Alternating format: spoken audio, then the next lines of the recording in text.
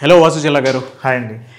జనరల్గా అంటే మీరు ఇచ్చేటువంటి ప్రతి కాంటెంట్లోనూ ఒక మనీ పాయింట్లో నుంచి చూసినప్పుడు ఎమోషనల్గా కనెక్టివిటీ చాలా ఎక్కువ ఉంటుంది. అండ్ దాంతోపాటు ఇన్స్టెంట్గా ఏదైనా చేంజ్ అవ్వడానికి అవకాశం ఉండేలాగా ఉంటుంది. మనీ సీక్రెట్ని ఒక్కొక్క దాన్ని మీరు రివీల్ చేసుకుంటూ వెళ్తూ ఉంటారు. అండ్ ఆ కాంటెంట్లో కూడా ప్రతిదానికి అంటే ఒక మిడిల్ క్లాస్ వ్యక్తి అప్పర్ మిడిల్ క్లాస్ ఎందుకు అవ్వకూడదు, ఒక అప్పర్ మిడిల్ క్లాస్ ఒక బిలియనీర్ ఎందుకు అవ్వకూడదు అనేటువంటి పాయింట్ ఎక్కువ ఉంటుంది. కరెక్ట్. అండ్ దానికి తగ్గట్టే మీ కోచింగ్ ట్రైనింగ్ అంతా ఆ విధంగానే ఉంటుంది. సో ఎక్కడికి వచ్చేటప్పుడు #1 మనీ సీక్రెట్ ఈ వీడియోలో ఏం చెప్తున్నారు?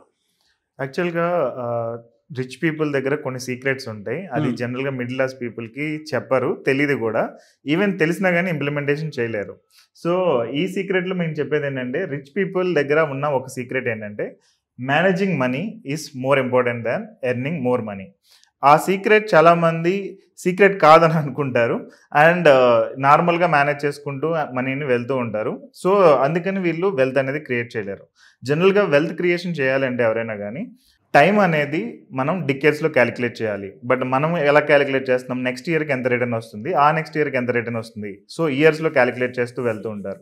సో అలా కాకుండా డికేట్స్లో క్యాలిక్యులేట్ చేస్తే ఎంత డిఫరెన్స్ వస్తుంది, మన బ్యాంక్ బ్యాలెన్స్లో అట్లీస్ట్ ఒక 1 crore చేంజ్ తీసుకురావాలంటే ఏం చేయాలి అనేది ఈరోజు డిస్కస్ చేద్దాం.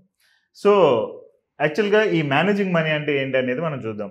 ఫస్ట్ ఆఫ్ ఆల్ మన మిడిల్ క్లాస్ పీపుల్ అందరూ కూడా చేస్తుంది ఏంటంటే, ఇన్కమ్ వచ్చిన తర్వాత ఎక్స్పెన్సెస్ ఏమేమి ఉన్నాయో మొత్తం చూసుకుంటారు. ఇంటి రెంట్ కానీ లేదంటే మిగిలిన బిల్స్ అన్నీ కూడా అయిపోయిన తర్వాత ఫైనల్గా డబ్బులు మిగిలితే సేవ్ చేద్దామని అనుకుంటారు. సో ఇది రైట్ మెథడా రాంగ్ మెథడా అంటే కనుక it's a wrong method. Okay. And రెండోది ఏంటంటే, ఇన్కమ్ వచ్చిన తర్వాత కొంతమంది సేవ్ చేస్తారు, బాగా అమౌంట్ సేవ్ చేసుకుంటారు, దాని తర్వాత ఎక్స్పెన్సెస్ చూసుకుంటూ ఉంటారు. సో ఇది రైట్ మెథడా రాంగ్ మెథడా అంటే ఇట్స్ కొంతవరకు రైట్ మెథడ్. బట్ ఏంటంటే, ఇన్ఫ్లేషన్ ఎవ్రీ ఇయర్ ఖర్చులు పెరిగేది 7% ఉన్నప్పుడు ద్రవ్యోల్బణం అని అంటారు. అండ్ మన రిలేటెడ్ రిటర్న్స్ కూడా 7% ఉంటే మనం వెల్త్ అనేది క్రియేట్ చేయలేం. మన మనీ ఎంత ఉందో ఒక 1 year బ్యాక్ 2 years బ్యాక్ ఇప్పుడు కూడా అంతే ఉంటూ ఉంటుంది. సో ఇది రైట్ మెథడ్ అంటే ఇది కూడా రైట్ మెథడ్ కాదు. సో రైట్ మెథడ్ ఏంటంటే, ఇన్కమ్ వచ్చిన తర్వాత దాన్ని ప్రాపర్గా ఫస్ట్ ఇన్వెస్ట్మెంట్స్ చేయాలి. ఏదైతే మనం లాంగ్ టర్మ్గా అనుకుంటామో, ఏదైతే పిల్లల ఎడ్యుకేషన్ అయినామనివ్వండి, లేదంటే school or college or whatever ఆ పిల్లల రిలేటెడ్, అండ్ ఇల్లు కొనుక్కోవాలనుకుంటే దాని రిలేటెడ్, కార్ కొనుక్కోవాలంటే దాని related, and retirement related, and ఇవన్నిటికి ఫస్ట్ ఇన్వెస్ట్మెంట్స్ అనేది చేసిన తర్వాత దాని తర్వాత ఏమైనా మనీ ఉంటే సేవింగ్స్, లైక్ షార్ట్ టర్మ్లో ఏమైనా కొనాలని అనుకున్నా, హాలిడే ట్రిప్స్ వెళ్ళాలనుకున్నా, ఏమైనా ఫోన్ కొనుక్కోవాలనుకున్నా, లేదంటే ఈవెన్ షార్ట్ టర్మ్లోనే ఒక కార్ లాంటిది ఏదైనా కొనుక్కోవాలనుకున్నా ఇది చేయాల్సి వస్తుంది. ఓకే. సో ఫైనల్గా వాళ్ళు దీని తర్వాత ఎక్స్పెన్సెస్ పెట్టుకుంటే కనుక వెల్త్ అనేది క్రియేట్ చేసుకోవచ్చు. బట్ దీనికి చాలా డెడికేషన్ అండ్ ఎఫర్ట్ అనేది పెట్టాల్సి ఉంటుంది. ఎందుకంటే it is not easy. Easy అయితే అందరూ చేసేస్తారు కదా. ఇప్పుడు చాలా మంది ఈఎంఐస్లో ఎందుకు స్టక్ అయిపోతున్నారు? మనం రీసెంట్గా చూసుకుంటే ఐఫోన్ కొనే వాళ్ళు 80% ఆఫ్ ద పీపుల్ ఈఎంఐస్లో కొంటున్నారు అనేది ఉంది. సో అది wrong method. So right method ఏంటంటే, ఈ వేలో ఆలోచిస్తే కనుక వెల్త్ క్రియేషన్ అనేది ఈజీగా ఉంటుంది అండ్ ఫైనాన్షియల్ ఫ్రీడమ్ అనేది పీపుల్ గెయిన్ చేయొచ్చు. Many middle class people think to become rich they have to earn a lot of money. యూజువల్గా ఏంటంటే, ఒక 20,000 వచ్చే వాళ్ళు 30,000 శాలరీ రావాలనుకుంటారు. 50,000 వచ్చే వాళ్ళు ఒక 60,000 70,000 శాలరీ వస్తే నాకు రిటైర్ అవ్వచ్చు, కొంచెం ఎక్కువ సేవింగ్స్ చేయొచ్చు అని అనుకుంటారు. అదే 1,00,000 2 లక్షలు వచ్చే వాళ్ళు ఇంకా దాన్ని కొంచెం ఎక్కువ చేద్దామని అనుకుంటూ ఉంటారు. బట్ ఏంటంటే, ఆ వేలో మనం చేసుకుంటూ వెళ్దాం అనేది ఆల్మోస్ట్ ఇంపాసిబుల్. ఎందుకంటే మన ఇన్కమ్ పెరిగే కొద్దీ ఖర్చులు పెరుగుతూ ఉంటాయి. So you don't need to earn a lot of money, you have to manage already ఉన్న వచ్చిన మనీని ప్రాపర్గా మేనేజ్ చేయడం అనేది ఇంపార్టెంట్. ఈ రిలేటెడ్ చాలా మంది చేస్తున్న ఏంటంటే, హార్డ్ వర్క్ చేస్తూ ఉంటారు. ఇప్పుడు ఎగ్జాంపుల్, ఒక స్క్వేర్ క్యూబ్ని మనం మూవ్ చేయాలంటే చాలా ఎఫర్ట్ పెట్టాలి. అదే దాన్ని రౌండ్గా చేయాలి అంటే స్టార్టింగ్లో కొంచెం టైం పడుతుంది రౌండ్గా చేయడానికి. బట్ మూవింగ్ అనేది ఒక 1 kilometer మనం దాన్ని పుష్ చేసుకుంటూ వెళ్ళాలన్నా ఈజీగా ఉంటుంది. సో ఇది smart method. So money management ద్వారా వెల్త్ క్రియేట్ చేయడం అనేది స్మార్ట్ మెథడ్లోకి వస్తుంది. అండ్ ఈ రిలేటెడ్ ఎవరైనా వచ్చి ఈ రిలేటెడ్ నేర్చుకోండి, వెబినార్ అటెండ్ అవ్వండి, లేదంటే నా వీడియో కోర్స్ చేయండి, లేదంటే ఈ పర్టికులర్ 1-to-1 కన్సల్టేషన్ తీసుకోండి, లేదంటే ఈ బుక్ చదవండి, లేదంటే ఈ వీడియో చూడండి ఏమన్నా చెప్పినప్పుడు మెజారిటీ పీపుల్ చెప్పేది ఏంటంటే, వీఆర్ సో బిజీ. ఈవెన్ ఈ వీడియో ఎండింగ్ వరకు కూడా చాలా మంది చూడరు. ఎందుకంటే they are very much busy. And ఈ వేలో దే కాంట్ క్రియేట్ వెల్త్. ఎవరైతే బిజీగా ఉంటారో వాళ్ళైతే వెల్త్ క్రియేట్ చేయలేరు. సో యాక్చువల్గా మనీ రిలేటెడ్ 2 things ఉంటాయి. ఒకటి డబ్బులు సంపాదించడం, 2 డబ్బుల్ని మేనేజ్ చేయడం. అండ్ మేనేజింగ్ మనీ అనేది చాలా చాలా ఇంపార్టెంట్ అనేది నేను ఆల్రెడీ చెప్పా కాబట్టి దాన్ని నేను ప్రూవ్ చేయాలి. జస్ట్ చెప్పడం థియరీ అనేది ఉంటుంది కాబట్టి ఇట్ విల్ నాట్ వర్క్అవుట్. నేను దాన్ని ప్రూవ్ చేస్తాను ఇప్పుడు. సో కేస్ స్టడీ తీసుకుంటున్నాను మీకు. ఇది సో రాజు రవి అని ఇద్దరు ఉన్నారు. వీళ్ళిద్దరు కూడా పక్కన ఇళ్లలో ఉండేవాళ్ళు, సేమ్ ఆఫీస్లో పనిచేస్తున్నారు అని అనుకుందాం ఎగ్జాంపుల్. సో ఇద్దరు కూడా 50,000 నెలకి సంపాదిస్తున్నారు, సేమ్ శాలరీ కూడా అని అనుకుందాం. సో రాజు ఏం చేస్తున్నాడంటే నెలకి ఒక 10,000 సేవ్ చేస్తున్నాడు, రవి కూడా నెలకి 10,000 సేవ్ చేస్తున్నాడు. ఇద్దరు సేవింగ్స్ ఆర్ ఇన్వెస్ట్మెంట్స్ ఇద్దరు కూడా చేస్తూ ఉన్నారు. రాజుకి ఏంటంటే ఒక ఇద్దరు అమ్మాయిలు ఉన్నారు, ఈవెన్ రవి కూడా ఇద్దరు అమ్మాయిలు ఉన్నారని అనుకుందాం. ఓకే, సో రాజు వీళ్ళ అమ్మాయిలు ఉన్నారు కాబట్టి నేను ఇంకా కొంచెం పార్ట్ టైం చేయాలి, ఓవర్ టైం చేయాలి, ఎక్స్ట్రా వర్క్ ఏదైనా చేయాలి అని చెప్పి ఇంకొక పార్ట్ టైం చేసి ఇంకో 10,000 ఎక్కువ సంపాదిస్తున్నాడు. రవి ఇవేమి చేయకుండా ఫ్యామిలీతో టైం స్పెండ్ చేస్తూ హ్యాపీగా ఉన్నాడు. సో రాజు నెలకి ఎంత సేవ్ చేస్తున్నాడు అంటే ఇక్కడ 20,000 సేవ్ చేస్తున్నాడు, రవి వచ్చిన 50,000లోనే 10,000 సేవ్ చేస్తూ మిగిలిన టైంని ఫ్యామిలీతో స్పెండ్ చేస్తున్నాడు. సో ఈ కేస్ స్టడీ మనం చూద్దాము. ఒక ఎక్సెల్ షీట్లో నేను మీకు స్క్రీన్ షాట్ తీసాను, దాన్ని రిలేటెడ్ ఎక్స్ప్లెయిన్ చేస్తాను. సో ఇక్కడ చూసుకుంటే కనుక ఈ స్క్రీన్ షాట్లో వన్ టైం ఇన్వెస్ట్మెంట్ ఎవరైనా చేస్తున్నారంటే ఇక్కడ రాజు చేయట్లేదు, రవి చేయట్లేదు, అది 1. నెక్స్ట్ మంత్లీ ఇన్వెస్ట్మెంట్ రాజు వచ్చేటప్పటికి 20,000 చేస్తున్నాడు, రవి వచ్చేటప్పటికి 10,000 చేస్తున్నాడు. సో జనరల్గా మనం 1 ఇయర్కి వీళ్ళు నెల సేవ్ చేసుకుంటే ఎంత ఉంటుంది అనేది చూద్దాం. అండ్ ఇంట్రెస్ట్ రేట్ అనేది నేను 0 పెట్టాను ఇనిషియల్గా. సో ఫ్యూచర్ వాల్యూ చూసుకుంటే కనుక రాజు దగ్గర 2.4 lakh రూపీస్ మనీ అనేది ఉంది, అండ్ రవి దగ్గర అయితే 1.2 lakhs ఉంది. అంటే 20,000 into 12 2.4 lakh, ఇక్కడ 10,000 into 12 1.2 lakhs. So the difference మనం చూసుకుంటే కనుక 1,20,000 అనేది ఇక్కడ డిఫరెన్స్ ఉంది. కానీ జనరల్గా పీపుల్ ఎలా ఉంచుతారు, మామూలుగా ఇంట్లో పెట్టుకోరు కదా, 20,000 సేవ్ చేస్తున్నారు అంటే యూజువల్గా బ్యాంక్ రికరింగ్ డిపాజిట్ కానీ ఫిక్స్డ్ డిపాజిట్ కానీ ఏదైనా చేస్తూ ఉంటారు. సో లెట్స్ అస్యూమ్ ఇక్కడ ఇంట్రెస్ట్ రేట్ అనేది నేను మార్చాను, ప్రీవియస్ స్క్రీన్ షాట్లో ఇంట్రెస్ట్ రేట్ లేదు, ఇక్కడ ఇంట్రెస్ట్ రేట్ 7% పెట్టాం. సో ఇక్కడ రాజు చూసుకుంటే కనుక రికరింగ్ డిపాజిట్ చేస్తుంటే 7% ఇంట్రెస్ట్ వస్తుంది, రవి దగ్గర సేమ్ 7% వస్తుంది.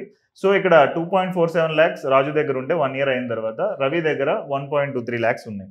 సో ద డిఫరెన్స్ ఎంత అంటే 1.23 lakhs. సో కానీ ఇక్కడ రవి ఏం చేశాడంటే ఈ డబ్బులు ఇలాగే ఉంటే కనుక నేను వెల్త్ క్రియేట్ చేయాలనేది అర్థం చేసుకుని ఏదర్ వెబినార్స్ అటెండ్ అవ్వడం, లేదంటే వీడియోస్ చూడడం, బుక్స్ చదవడం, సెమినార్స్ అటెండ్ అవ్వడం, ఫైనాన్షియల్ రిలేటెడ్ నాలెడ్జ్ అనేది బాగా పెంచుకున్నాడు రవి. ఎందుకంటే ఇంట్లోనే ఉంటున్నాడు, extra over time part time ఏమీ చేయట్లేదు కాబట్టి ఆ టైంలో ఇవన్నీ చేయడం ద్వారా కొంచెం స్మార్ట్గా వెల్త్ రిలేటెడ్ నాలెడ్జ్ పెంచుకోవడం అనేది చేశాడు. సో ఇప్పుడు నాలెడ్జ్ పెరిగిన తర్వాత ఇంట్రెస్ట్ రేట్స్ ఏమి ఉండదు కదా, కొంచెం డిఫరెంట్ వాటిలో ఇన్వెస్ట్ చేస్తూ ఉంటాడు. ఏదర్ స్టాక్స్ కానీ, రియల్ ఎస్టేట్ కానీ, మ్యూచువల్ ఫండ్స్ కానీ, ఇంకా డిఫరెంట్ అదర్ ఇన్వెస్ట్మెంట్స్ చాలా ఉన్నాయి. సో లెట్స్ అస్యూమ్ రాజు రవి ఇద్దరు కూడా ఇంట్రెస్ట్ రేట్ రిలేటెడ్ మనం చూసుకుంటే ఇక్కడ ఇంట్రెస్ట్ రేట్ 15% చేశాను. సో రాజు వచ్చేటప్పటికి బ్యాంక్ రికరింగ్ డిపాజిట్లో చేస్తూ ఉన్నాడు, రవి వచ్చేటప్పటికి 15% వచ్చే దానిలో చేస్తూ ఉన్నాడు. సో ఒక 1 year తర్వాత మనం డిఫరెన్స్ చూసుకుంటే కనుక రాజు దగ్గర 2.47 lakhs ఉన్నాయి అండ్ రవి దగ్గర 1.28 lakhs ఉన్నాయి. ఇది నేను ఇందాక 7%తో 10 yearsకి క్యాలిక్యులేట్ చేశాను. సో ఇక్కడ 34 lakhs ఉంటే 10 years తర్వాత ఇక్కడ 17 lakhs ఉన్నాయి. ఇది ఇంట్రెస్ట్ రేట్ చేంజ్ చేసిన తర్వాత. సో ఇక్కడ 1 year చూసుకుంటే కనుక 2.47 lakhs ఉంది, ఇక్కడ 1.28 lakhs ఉంది. సో ద డిఫరెన్స్ ఎంత అంటే 1,19,000. కానీ 10 years తర్వాత మనం చూద్దాం సేమ్ క్యాలిక్యులేషన్. ఇక్కడ డిఫరెన్స్ వల్ల ఏంటంటే రవి నాలెడ్జ్ పెరగడం మూలంగా ఫైనాన్షియల్ నాలెడ్జ్ 15% రిటర్న్ వచ్చేటట్టు చేయగలిగాడు. రాజు ఏంటంటే ఇంకా హార్డ్ వర్క్ చేస్తూ ఉన్నాడు, డైలీ 2-3 గంటలు ఎక్స్ట్రా వర్క్ చేస్తూ 10,000 ఎక్కువ సేవ్ చేస్తున్నాడు. సో ఒక 10 years తర్వాత మనం డిఫరెన్స్ చూస్తే రాజు దగ్గర 34 lakhs ఉన్నాయి అండ్ రవి దగ్గర 27 lakhs. సో పెద్ద చేంజ్ ఏమైనా వచ్చిందా అంటే 10 years లో కూడా 10 years అంటే నార్మల్ విషయం కాదు. ఒక డికేడ్ ఒక రాజు రవి దగ్గర పెద్ద డిఫరెన్స్ ఏమీ లేదు. ఇంకా చూసుకుంటే రాజు దగ్గర ఎక్కువ డబ్బులు ఉన్నాయి.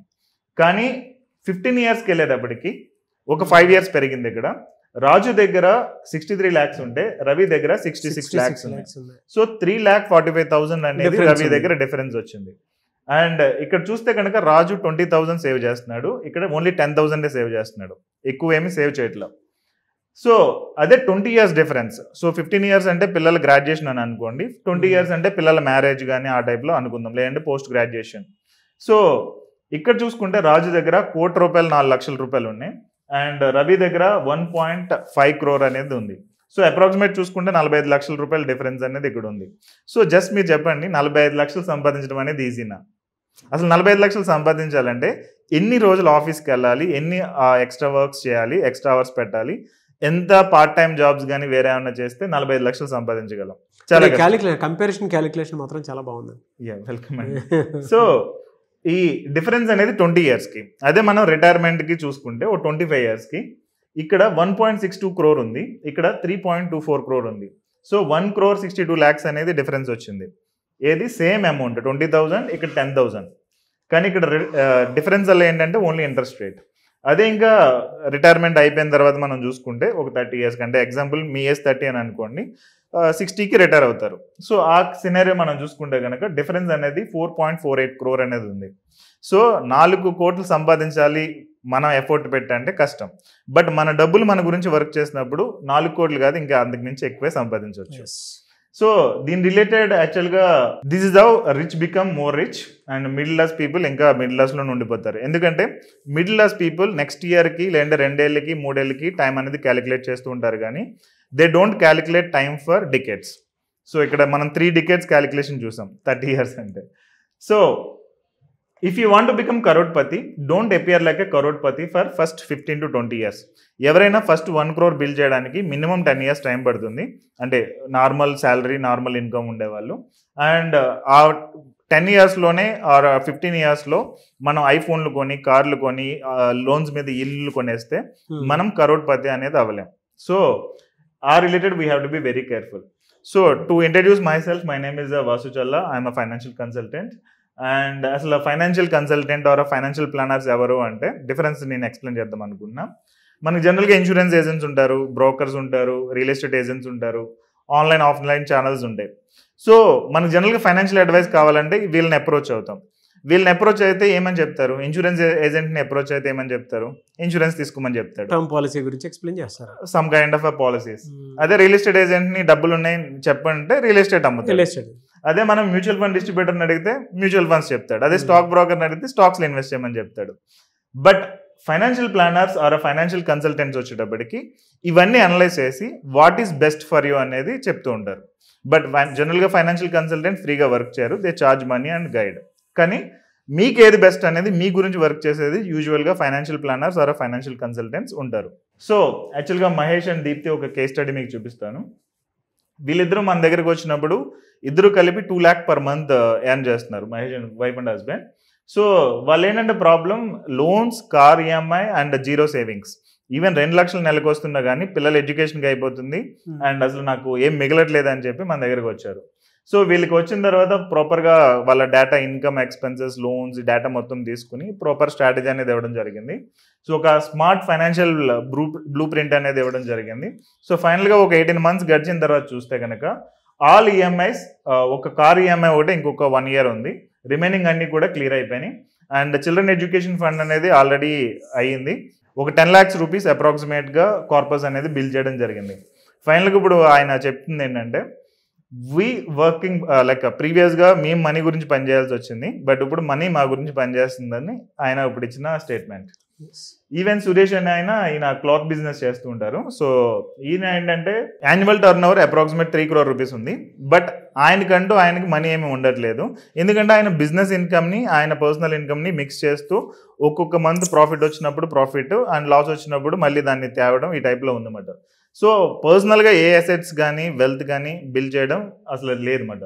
సో ఫైనల్గా loans and credit cards and family life style మొత్తం కూడా కాంప్రమైజ్ అవుతూ వెళ్తూ ఉంది. సో మన దగ్గరికి వచ్చిన తర్వాత బిజినెస్ వెల్త్ సెపరేషన్ స్ట్రాటజీ అనేది ఒకటి ఇవ్వడం జరిగింది. వితిన్ 12 months ఆయన అప్రాక్సిమేట్ 25 lakhs దాకా పర్సనల్ వెల్త్ అనేది బిల్డ్ చేసుకున్నాడు. అండ్ ఒక 1 lakh per month monthly income వచ్చేటట్టు, ఫిక్స్డ్ ఇన్కమ్ వచ్చేటట్టు ఒక ప్రాపర్ ప్లాన్ అనేది ఇవ్వడం జరిగింది. సో ఫైనల్గా ఏంటంటే ఇప్పటి వరకు ఆయన బిజినెస్లో డబ్బులు పెట్టడం, బిజినెస్ నుంచి డబ్బులు తీసుకోవడమే కానీ పర్సనల్గా లేదు కదా.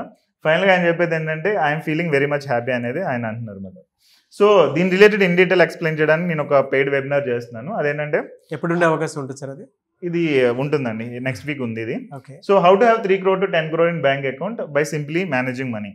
సో మన దగ్గర ఉన్న డబ్బుల్ని, మనకు వచ్చే ఇన్కమ్ని ప్రాపర్గా మేనేజ్ చేసుకోవడం ద్వారా ఎలా ఒక 3 crore నుంచి 10 crore వెల్త్ బిల్డ్ చేయొచ్చు అనేది ఈ వెబినార్లో ఉంటుంది. సో దీనిలో యాక్చువల్గా 3 secrets ఎక్స్ప్లెయిన్ చేస్తాము. ఒకటి ఏంటంటే how to become rich without big salary or income. Business people అయితే ఇన్కమ్ అని వస్తుంది. సో జనరల్గా ఎక్కువ ఇన్కమ్ ఉన్నప్పుడు ఎవరైనా వెల్త్ క్రియేట్ చేయొచ్చు, బట్ తక్కువ ఇన్కమ్ ఉన్నప్పుడు అది పాసిబుల్ అవ్వదు. సో ఇందులో అది డిస్కస్ చేయడం జరుగుతుంది, ఈవెన్ తక్కువ ఇన్కమ్ ఉన్నా ఎలా వెల్త్ బిల్డ్ చేయొచ్చు అని. Next how to become rich without use money and knowledge. నా దగ్గర ఆల్రెడీ ఒక 1 crore ఉందనుకోండి, 1 crore-ని 2 crore చేయడం ఈజీ, బట్ ఫస్ట్ 1 crore కూడా ఎలా బిల్డ్ చేయాలి, దాని రిలేటెడ్ ఎలా వెల్త్ క్రియేట్ చేయాలి, ఈవెన్ హ్యూజ్ మనీ నా దగ్గర లేకపోయినా ఎలా మనం step by step wealth create చేయొచ్చు అనేది దీనిలో ఉంటుంది. రెండో థింగ్ వచ్చేటప్పటికి ఫైనాన్షియల్ నాలెడ్జ్. చాలామందికి ఫైనాన్షియల్ నాలెడ్జ్ లేకపోవడం మూలంగా వాళ్ళు వెల్త్ క్రియేషన్ చేయలేరు. దీనిలో అది లేకుండా కూడా ఎలా క్రియేట్ చేయొచ్చు అనేది ఎక్స్ప్లెయిన్ చేయడం జరుగుతుంది. Next, how to do best investments without any risk. ఇప్పుడు ప్రజెంట్ మనం బయట చూస్తే కనుక ఎక్కువ ఇంట్రెస్ట్ రావాలంటే అన్ని ఫ్రాడ్స్లోకి వెళ్ళిపోతున్నారు, మొత్తం డబ్బులన్నీ కోల్పోతూ ఉన్నారు. అదే సేఫ్గా వెళ్తే కనుక బ్యాంక్ ఫిక్స్డ్ డిపాజిట్స్ అంటే అవి ఇంట్రెస్ట్ రావట్లేదు అండ్ అక్కడ సరిగ్గా వెల్త్ అనేది జనరేట్ అవ్వట్లేదు. ఇప్పుడు ఇందులో ఏంటంటే how to do best investments without any risk అనేది దీనిలో డిస్కస్ చేస్తాం.